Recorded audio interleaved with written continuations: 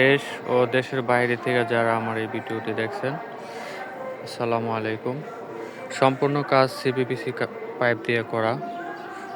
এখানে আমি একটি থ্রেড সকেট, একটি থ্রেড বন্ড প্লাগ ব্যবহার করছি। এখানে সিপিপিসি বন্ড প্লাগও ছিল, কিন্তু আমি এটা ব্যবহার করি নাই। তো এই থ্রেড সকেট এবং বন্ড প্লাগ ব্যবহার করছি যাতে এটা ক্লিন করা যায়। কোনটা বেস্ট, এই সিপিপিসি না থ্রেড?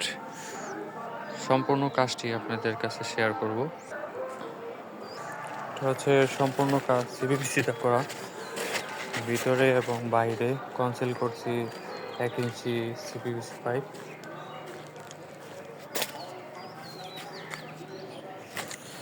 আমি পাইপগুলো বাইর দিয়ে নিছি, বাইরে আমার জায়গা আছে। ট্যাঙ্কটি সেট করেছি।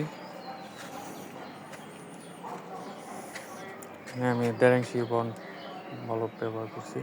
আমি কাজগুলো এইভাবে করছি।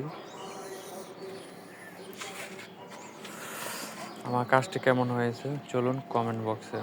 আসসালামু আলাইকুম।